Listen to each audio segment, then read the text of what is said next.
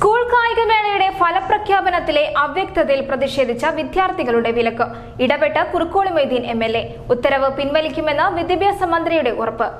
എറണാകുളത്ത് ഒളിമ്പിക്സ് മാതൃകയിൽ സംസ്ഥാനത്താദ്യമായി സംഘടിപ്പിച്ച സ്കൂൾ കായികമേളയുടെ സമാപന ചടങ്ങിൽ ഫലപ്രഖ്യാപനത്തിലെ അവ്യക്തത മൂലം മലപ്പുറം ജില്ലയിലെ തിരുനാവായ നവാമുകുന്ദ സ്കൂൾ, എറണാകുളം ജില്ലയിലെ മാർബേസിൽ HSS എന്നിവിടങ്ങളിലെ വിദ്യാർത്ഥികൾ പ്രതിഷേധിച്ചതിൽ പ്രസ്തുത വിദ്യാലയങ്ങളിലെ വിദ്യാർത്ഥികളെ അടുത്ത സംസ്ഥാന സ്കൂൾ കായികമേളയിൽ നിന്ന് വിലക്കി വിദ്യാഭ്യാസ വകുപ്പ് പുറപ്പെടുവിച്ച ഉത്തരവ് പിൻവലിക്കുമെന്ന് പൊതുവിദ്യാഭ്യാസ വകുപ്പ് മന്ത്രി വി ശിവൻകുട്ടി കുറുക്കോളി മൊയ്തീൻ MLA ഉറപ്പു നൽകി. വിദ്യാഭ്യാസ വകുപ്പിന്റെ തീരുമാനം വിദ്യാർത്ഥികളുടെ കായിക ഭാവിയെ പ്രതികൂലമായി ബാധിക്കുമെന്നും കഴിഞ്ഞ കായികമേളയിൽ പങ്കെടുക്കാതിരുന്ന വിദ്യാർത്ഥികൾക്ക് അവരുടേതല്ലാത്ത കാരണത്താൽ വരും വർഷത്തിൽ പങ്കെടുക്കാനുള്ള അവസരം നൽകാതിരിക്കുന്നത് സ്വാഭാവിക നീതിയുടെ നിഷേധമാണ് എന്നും MLA ചൂണ്ടിക്കാട്ടി. സ്പോർട്സ് സ്കൂളുകൾക്കുള്ള ആനുകൂല്യങ്ങളോ പരിശീലന സംവിധാനങ്ങളോ ഇല്ലാതെ കഠിന പ്രയത്നം മാത്രം കൈമുതലാക്കി സ്കൂൾ തലം മുതൽ ഉള്ള മത്സരങ്ങളിൽ പങ്കെടുത്ത് വിജയിച്ച് സംസ്ഥാന കായികമേളയിൽ എത്തിയ കൗമാരപ്രായത്തിലുള്ള വിദ്യാർത്ഥികളുടെ സഹജ സ്വഭാവമായ പെട്ടെന്നുള്ള പ്രതികരണവും പ്രയാസവുമാണ് അവിടെ പ്രതിഷേധത്തിന്റെ രൂപത്തിലുണ്ടായത്. അതുകൊണ്ട് തന്നെ കായികമേളയിൽ നിന്ന് വിലക്കുക എന്ന കഠിനമായ ശിക്ഷ പ്രസ്തുത വിദ്യാർത്ഥികൾക്ക് നൽകിയത്